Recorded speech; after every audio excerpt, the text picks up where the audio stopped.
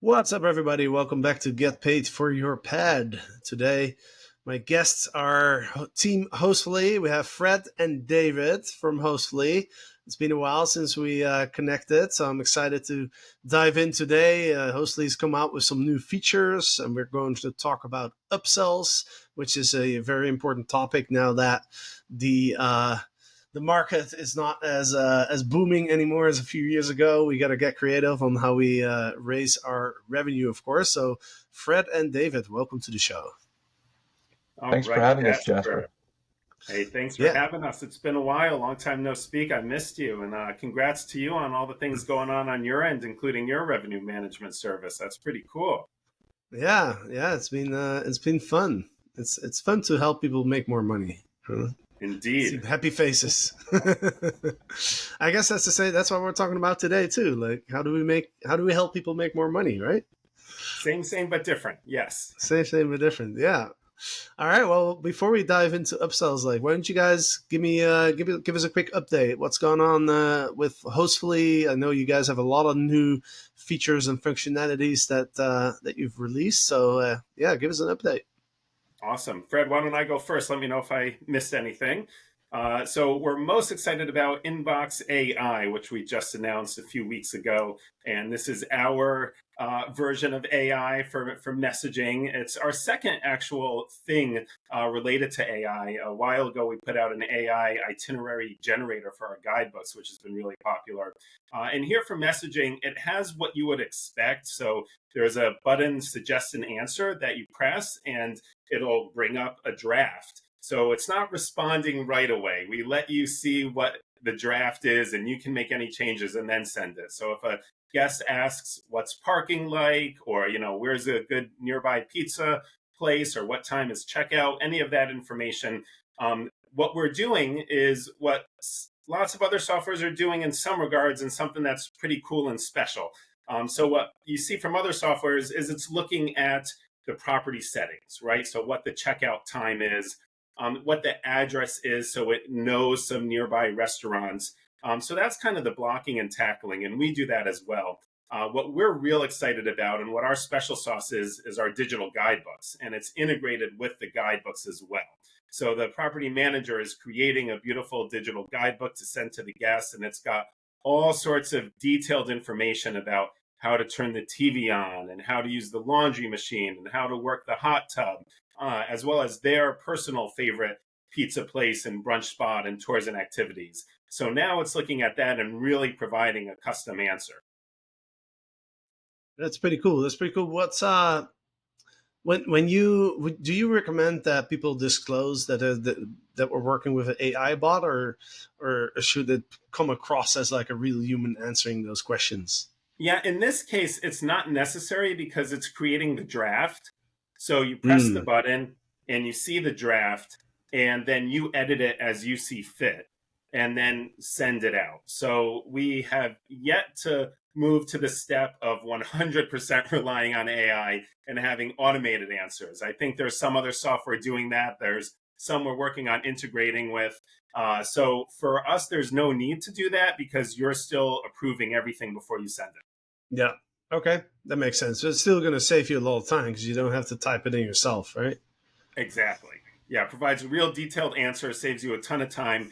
We also have templates. So some of our customers have already created a template that answers what's parking like. But a lot of these questions are new ones that come in, but that information's in the guidebook. They don't have the template, and this will save them a ton of time on creating that draft. Mm-hmm.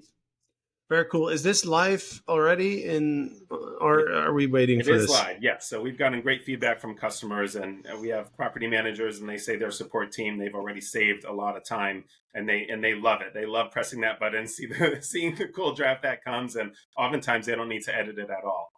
So Mm-hmm. that's one new feature. Another thing that's new with Hostfully I'd love to mention is our new and improved partnership with Key Data. So we've had a partnership for a while, an integration with Key Data, and now I'm really excited to say that Hostfully is the first in the industry to offer their snapshot dashboard at no additional cost to Hostfully users.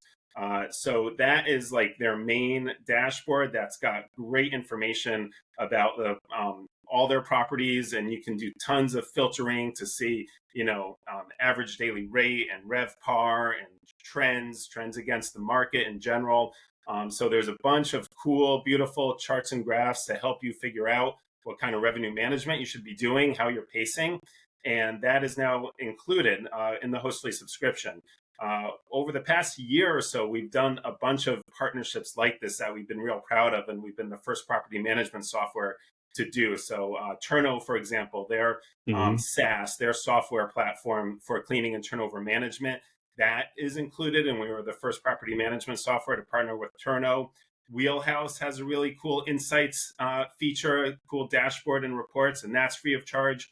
Superhog has a Know Your Guest Lite version, and that's free. And now Key Data. So it's this really cool win-win-win relationship that we have with us, our partners, and the customer, where these partners are offering these sort of freemium, maybe a quote unquote light version, and that Mm-hmm. gets the customer to give it a try. And then they have other, upsells. We're speaking about upsells here, so let's be candid and frank about why this works for everyone. So our customers get some really cool services for free, and then they get made aware of other services that they can possibly buy if they're interested. Yeah. Is there anything that we have to do to get that integration with Key Data, or is that automatically going to show Just up on turn our? on the integration. There's a little form that you fill out. The information's on our website on what to do, but it's super easy. Awesome. Well, I'm gonna after this podcast, I'm gonna turn that on Awesome. and check it out. Yeah, for sure. Yeah. Any other cool announcements? Those are the big things. Fred, anything I missed? Should we get into the heart of this conversation about our upselling? Yeah, let's start talking about upsells. A great way to increase revenue. Yeah. Yeah. Well, first, before we get into that, I think it'll be useful to kind of touch on the current market. I know you guys have a lot of customers, right, with Hostfully, and I'm sure you hear from people like how they're doing compared to previous years. So like, yeah, what are you guys seeing as far as like performance in 2024? Yeah, it's been a solid okay. So, I think 2021, 2022, after the pandemic, lots of property managers were doing really well. They were getting into some new ones were getting into the game, and it's flattened out a little bit. So you're starting to see average daily rate go down, maybe occupancy go down. If they're trying to keep occupancy up, then their average daily rate's going down a lot. So it's been a tough year. It's given property managers also more time a little bit to focus on their tech stack and optimizing their tech stack, and what's some fine tuning that they can do, and also some alternative methods. So that's really how this conversation kind of began, about us encouraging more education around add-ons or upsells and how property managers can earn additional revenue outside of the core rent and fees and taxes Mm-hmm. that they're getting from a main reservation. Yeah. Yeah, I think that's that's what I'm seeing as well. Is like a lot of markets are kind of flat compared to last year. Like some people are up a bit, some people down a bit. But I think it's really important right now to in this climate, like we have to like optimize everything that we do, right? When it comes to the revenue management, but also when it comes to upselling. Upselling is actually kind of part of revenue management, right? And what's great about focusing on revenue management and upsells as well is it doesn't necessarily like cost anything extra. I mean, some upsells, of course, cost something. Like if you want to upsell like a grocery, groceries or something like that, or a service, then that's going to cost you some money, right? But the additional money that you make as a manager, you don't necessarily. I don't know if like managers share that income with their owners necessarily, or if it's the same split. But also, especially for the people that own and master lease, I mean, those mortgages have been going up. The rents have been going up, and so the margins kind of get squeezed, right? And so making 10-20% extra can be the difference between breaking even and actually making a profit in your business, right? So I think it's really important in this competitive climate where we're no longer just like growing 10-20% every year, to focus on these things. So what are some of the let's first talk about the report, because I know you guys put the report together with some data around, like, how much money are people making with these upsells. Why don't you give us a quick overview of the report?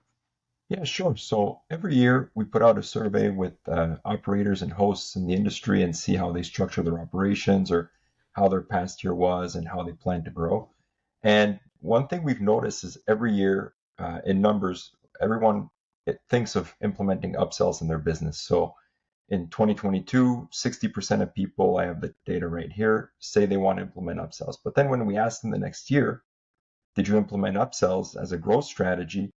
It's like very few people actually get to implementing it. And then last year was 23% of people who tried upsells in their business. And meeting clients, there's a whole different bunch of reasons why they don't implement upsells. It can vary from I don't know what to sell to people to technically it sounds very challenging to I just don't want to get involved in that. And every business has their own reasons to want to implement upsells or not implement upsells, but we sit on a lot of data because our digital guidebooks have an upsell feature in it that's actually out of the box a marketplace that you can offer to guests. And so we have pretty successful operators that offer the add-ons to their guests. And we decided, okay, well, let's look at what's working, like what are the successful people doing in the industry, and let's just figure out trends and data and just put it out there for the public to use in their business. And a rising tide lifts all ships. So, we put out this. It's pretty straightforward paper, I think, but there's a lot of valuable insights in there, and I hope we get to talk about a couple of them in a few minutes. Yeah, 100%, 100%. It's funny that you mentioned that most operators are always planning to do upsells. It's funny because when we talk to potential revenue management clients, like, they always tell us the same thing about revenue management, where it's like, yeah, every year I tell myself, okay, next year I got to focus more on the revenue management side, right? But it sounds like it's always like it's considered a nice to have versus a must have, and so, in practice, what happens is, in our business, there's always something going on. There's always a fire to put out, right? So it almost feels like no one's making it a real priority, and so at the end of the day, it doesn't get done because there's other stuff that feels like it's more urgent, right? Um, so that's interesting that you mentioned that. So let's talk about upsell. I guess the most interesting question would be, like, I know you guys have a bunch of data. Like, what kind of upsells are there, and which ones are being used the most by operators? Sure.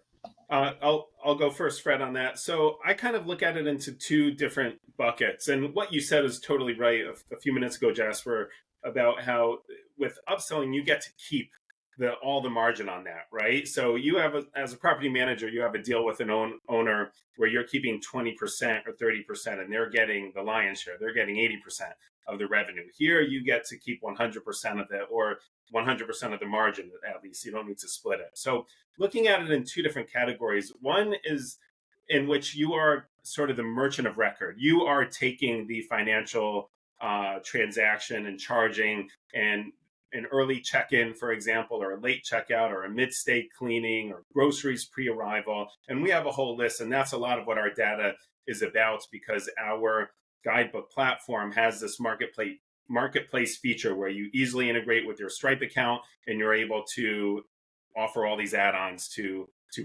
guests. So that's one bucket. The other is recommending tours and activities and getting an affiliate commission for that. So you're not actually taking the money, but you're recommending the hop on, hop off bus tour, or the tour of Golden Gate Park here in San Francisco, or Alcatraz, and another company that offers it, and you're getting a commission. And I'll talk more about it in a little bit. One way to do it is just negotiate with local tour and activity providers, but that's kind of can take a while to do one-off. So we have an integration with a company called Viator, which is a division of TripAdvisor, and they are an aggregator of tours and activities. And so you can pick your favorite tours that you vouch for and promote them to guests, and you get an 8% commission when guests buy that tour. Fred, did you want to add anything to that? Well, yeah, in terms of what people are selling to guests or offering as add-ons, I think a lot of people probably have a general intuition, but the easy wins right now are early check-in and late checkout. Those are extremely popular categories. And then it drops off fairly quick in terms of popularity, but we see things like pet cleaning fees, in-stay experiences, so like offering a personal chef or a massage or a spa inside of the rental, and some things like pool heating, and then it just trickles down to like basically anything you can imagine that fits the branding and the property that the guest is staying in. People are offering. So we even have one, I believe it's a host that's offering basically a full menu, like restaurant style menu with all sorts of like local foods, and it gets delivered to the rental. I think David was looking at the data like individually, each upsell that was made in the last year. So just to go back, we looked at thousands of transactions that went on for the last year. And then we found a couple of interesting ones. And I think David prepared a little list of some of the unique ideas that people thought of and to offer guests. Yeah, so we can talk a little bit about that, and just to give some maybe inspiration to the listeners of things they can offer if they haven't thought about that before.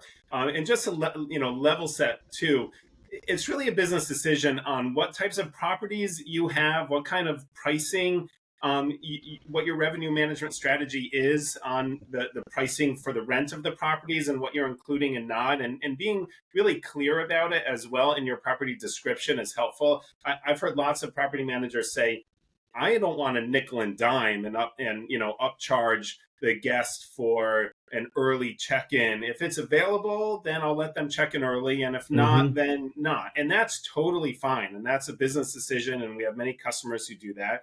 And then we have others who really optimize in a great way, either a flat rate for early check-in or even on an hourly basis for early check-in or late checkout. So it's really up to you, and it's a business decision and something to think about who your guests are, what kind of properties you have, and what kind of concierge type offering you want to have in general as a brand. So the early check-in and the late checkout are popular ones. Pet fees, of course, is another one. In-stay experiences like massage or having a chef, and then stuff like around heating the pool, because that costs money if you really do want to heat that. So we've seen a long list in that regard. Some fun outside the box ones are a charcuterie board. That was a real popular one that we have one property manager who promotes on a regular basis. We've seen a quote unquote upscale breakfast. It's billed that way. So it's $75 for a fancy upscale breakfast, a fondue kit rental. And there's a lot of rentals where sometimes, again, maybe the property has the fondue kit or it has a baby pack and play and it's just included. And in other cases, the property manager decides, I'm going to have a handful. I'm not going to put one in every property. I'm going to have a handful and I will rent it out to the properties that want it and charge more. So we've seen that a lot with baby gear, with a barbecue rental, and they'll bring a barbecue over. The fondue kit, as I mentioned. A favorite of mine was a $485 photography session. One of the property managers is also a professional photographer on the side, so they offer that. And then some fun romantic things too, like marry me letters, like getting those letters like to put on a board. So so that was actually more than once I was sold. So lots of proposals at vacation rentals, or these rose petals, or a bear / petals / roses combination. So a bunch of little things to just add a nice romantic touch to the vacation rental. A coffee mug and t-shirt, so like swag merch, we see that being sold. And then a mysterious one, some water activity stuff like kayaks or paddleboard rentals, that's common. And then there's one called the Happy Package for $200. So I didn't look into the details of that, but that's a fun name for sure. All right. Well, that definitely sounds interesting. I would love to dive into the early check-in and late checkout. I know you have some data here on how much people charge for that. I'm reading that the average paid for early check-in and late checkout is about $40. Is that correct? That's right, around $40, and there's a wide range. Like the average is pretty spread on that $40, and I can explain a little bit about that. Um, yeah, but you're right on the mark, Jasper. It ranges. It's average $40 for early check-in. The lowest we've seen was 750, and the highest we've seen was 300. And then yeah, everything in between. I think the important thing to remember with an early check-in or a late checkout is what your ADR is, so what your average daily rate is. It doesn't make sense to charge like a $200 early check-in fee if the rental is books for $75 a night, right? So it's really a question of calibrating that with the your ADR. Um, Now, most people, or most operators, it's a flat fee that they charge for either of those two options. So they don't charge by the hour. So the majority is a flat fee.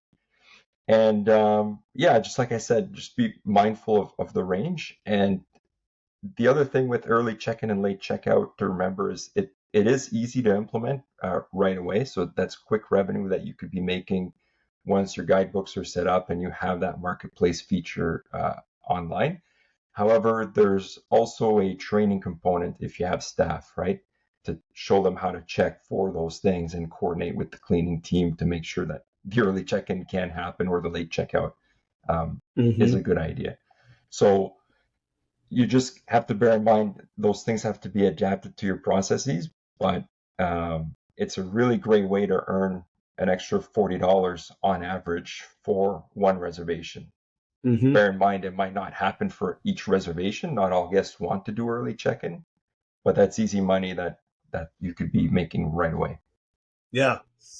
Yeah, I guess with the early check-in and late checkout, like really thinking through like how to implement that with your operations. One thing that comes to my mind is also like, let's say we have somebody check out on a Sunday, right? And we don't, the Sunday it hasn't been booked yet, right? And it's Saturday.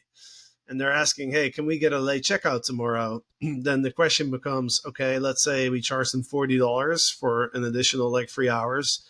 But that might mean that are you then blocking the Sunday night? Because like then the cleaners probably won't have enough time to do the turnover, right? So I guess that's a question that I have is how do you see operators um, manage that, right? Are they at some point just saying, hey, I'm going to block the night because the chance that we're going to get booked is very small. So I'd rather just make that $40. And at one point in time, do we make that decision? Mm-hmm. So you could check your analytics to find out how far your booking window is and if you're within that range or not, and statistically how often you get a booking when that request for the late checkout was asked. And if you're like, oh, well, 90% odds I'm not going to book this Sunday night, then I would say go ahead. And then you can, it's maybe a little more touchy with your staff, but if you're doing it with on your own, you can also figure out, well, if I'm sharing an 80-20 split with the property owner, and it might not be so ethical for you to do this, but if you're pretty sure the property is not going to book and you're making more money with that late checkout, you just have to figure that out for your own business needs. Ideally, you're Hmm. putting the interest of your homeowner first. But again, like I said, if you're pretty sure you're not going to get that reservation that soon, then I would go for the late checkout and We accept I it. was I was speaking with one property manager who focuses a lot on this and makes really good extra revenue. And first of all, there's a large window between normal checkout and check-in, right? So let's say checkout is 10 or 11 and check-in is normally 3 or 4, and it'll take 1 to 2 hours to clean the unit. For them, it's not so huge. They can do it usually in 1 to 2 with a team of folks. So they can plan those who are doing the late checkouts, they do those later, right? So those who aren't doing late checkout, the cleaners get there right at 10 o'clock, and then there's some time at 12 or at 1.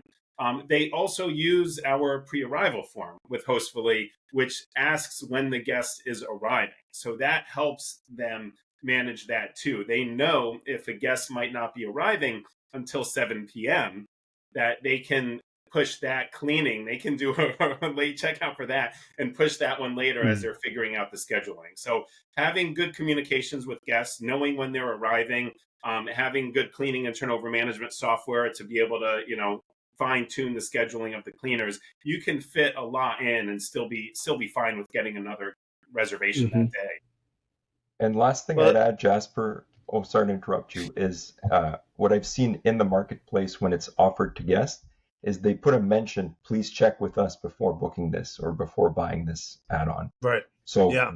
they check with your staff anyway. So it's not just like a random surprise late checkout or early check-in. I guess that brings me to another point. Like, do you have how many hours on average do people grant like early check? Is it typically 2 or 3 additional hours, or even longer? That the data did not show, just the way it's collected through the platform. Like I said earlier, it's collected as a flat fee, like people don't typically charge. The times that I've seen it charged hourly, it was 1 to 2 hours extra for the late checkout. I didn't see many entries going into like much later than 1 to 2 hours. Gotcha. Yeah. Yeah, and I guess to David's point, like if it's a 2 hour, like let's say you have a 10 a.m. checkout, like we have 10 a.m. checkout, 4 p.m. check in, and what we do is like we give people an hour for free, so as part of our experience or service, right? So if people say like, hey, can I get a late checkout? We'll give them 11 because we know 11, and then if people want to check in early, we'll give them free because if we have 4 hours, we know we can still do the turnover. But I guess, we could also say, hey, we'll give you an hour, or if you need more time, we'll give you 2 hours for an additional $25 or something. And then we might still be able to do the turnover. To your point, like, especially if we know that the guest is going to arrive late. The only thing is like, what if the guest says, hey, I arrive at 7 p.m. and then you schedule the cleaning at 5, and now suddenly the guest shows up at 4 and says, oh yeah, I decided to come a little early. How do you manage that? Yeah, those things can happen. You'd think because they told them and didn't give an update that they would be a little forgiving. So you do need to be careful about that. And you want to build some cushion too. So if they say they're coming at 7, you wouldn't want to plan to go right up to 7. But you have some Right. wiggle room past the normal 3 o'clock check in. You can go to 4 or 5 and probably be Yeah. okay. Mm-hmm. Do you have any data on, as a percentage of total revenue, like how much can we add Totally. with these upsells? Yeah, so let's use an example. Do a little math. Before I do that, I want to talk about kind of the Viator option one more time because that'll come into this Sure. this math. So Mm-hmm. we've been talking a lot about the early check-in, late checkout, and stuff where you're taking the money for. So just another reminder, what I mentioned earlier, you can integrate with Viator, and there's other services out there as well. I just mentioned Viator because that's what Hostfully has a partnership with, and then you can get 8% commission for a whole bunch of tours and activities, and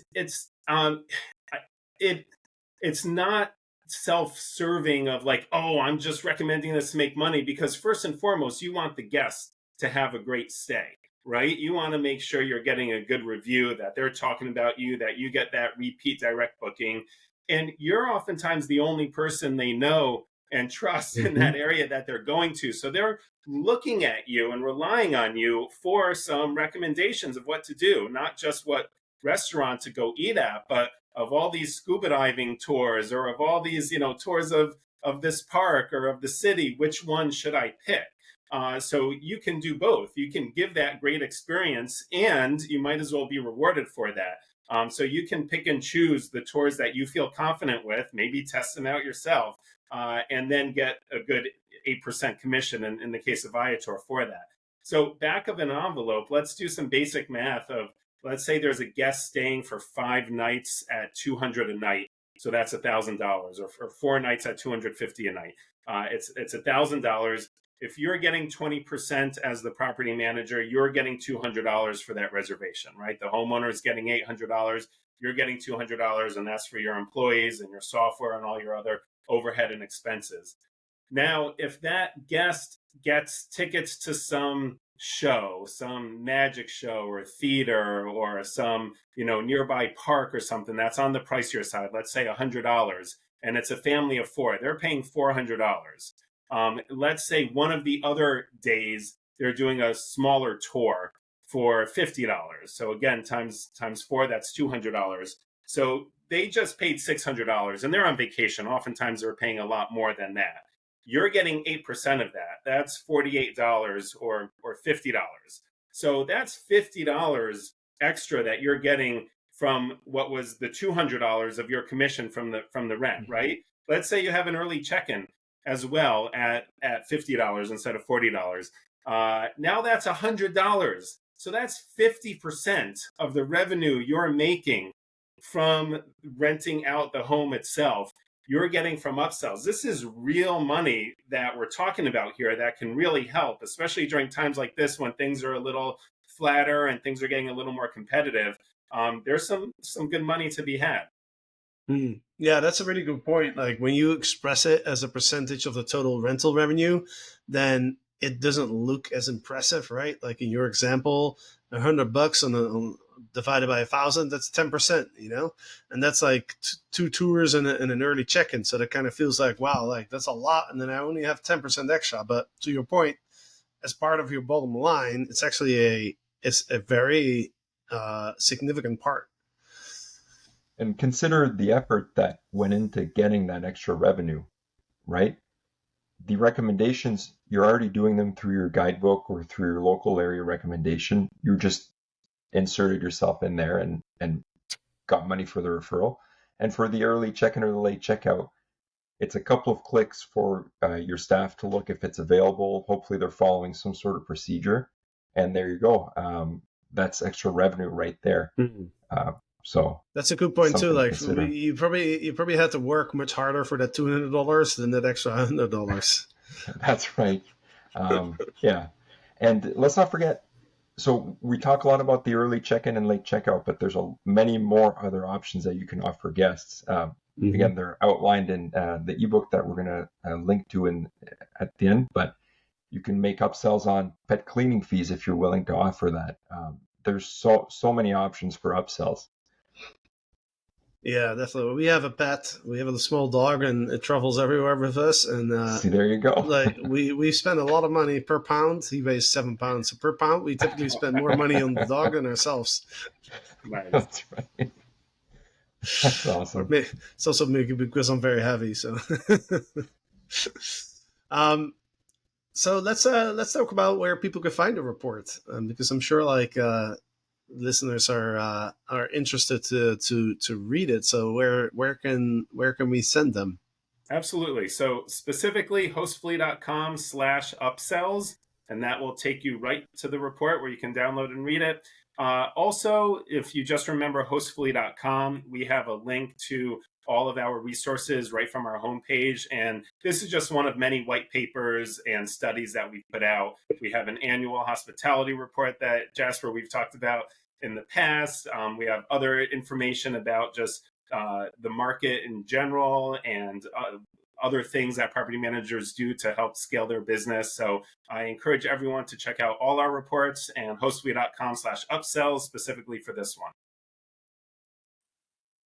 Sweet. And if you type that in, if it doesn't load, you may have to type in like WHTTPS, the whole deal with the 3 W's and everything. Okay, just go to our homepage if you forget. You can't make it easy. Hostfully.com/upsells. Yeah, I mean, I do have to say, like, you guys always come out with pretty interesting reports.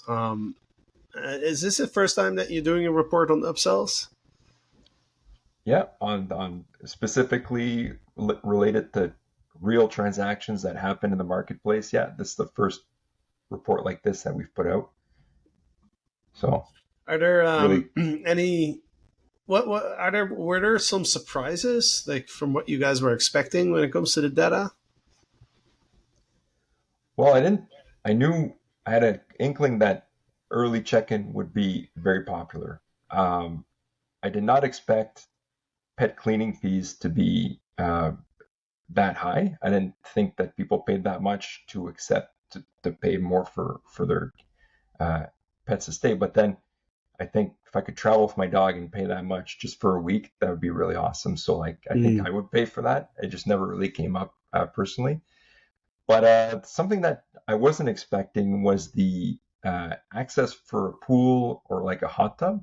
So in a lot of rentals, those are usually included, but we did see that at least here 17% of the time, um, pool access was charged to the guests. And I'm assuming that's kind of like a multi-unit or like many different rentals on one property where there's only maybe one pool to rent out to a family. But that was a little surprising. And finally, the markup on a dozen eggs, 881 per dozen on average. So think about Wow, that. Yeah, that's that's a right. lot. That's a lot. Yeah, So yeah. for a I've trip to had the grocery store. I had one experience at an Airbnb where there was they had a hot tub, but it was heated with the use of propane gas, and you had to like pay for the gas essentially. So Sure. you had literally like pay for the the bottles of gas that you're using to warm up that hot tub. I'm assuming that may be the case for some heated pools as well. Yes, I mean, it's expensive to heat these things, it is. so it makes sense to upsell on it. Awesome, guys. Well, before we wrap it up here, anything that we haven't touched on that you guys want to discuss? I think that covers it pretty well, Fred. Anything on your end, Fred? I would just say start small and think big. If you want to implement these strategies, you don't have to implement everything all in one go. Again, know your guests and train your staff if you have any on how to do this. And finally, the only thing I would say is if you're not going through a platform like Viator and you're connecting with local operators yourself and you're the one managing the booking, just do the vetting of those tour operators because ultimately you are associating your brand to the experience the guest will have there. And so just to regularly vet them and make sure they can handle things like staff cancellations, like someone's sick or something like that, and they can't honor the tour or something like that, what their cancellation policies are.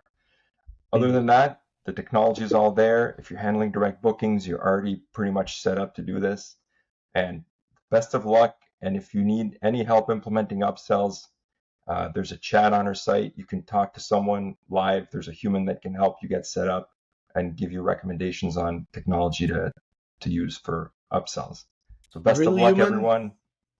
real Yeah. human, or AI bot? A legit, real human, and you can You, ask you, them.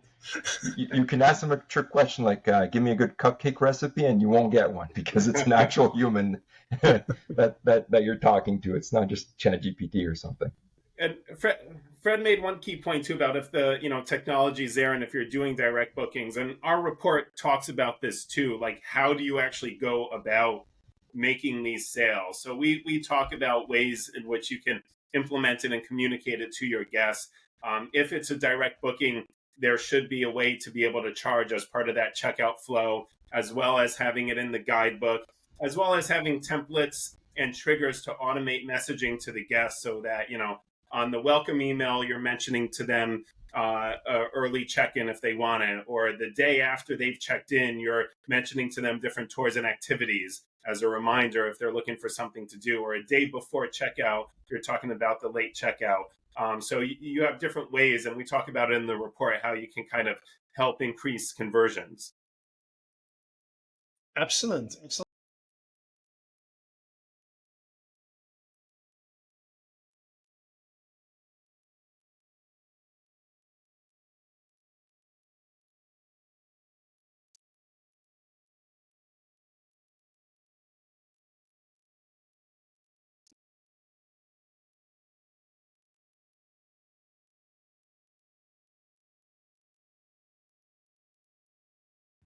It's always great to see your beautiful face, Jasper. Nice connecting with you, Jasper. see, see you later.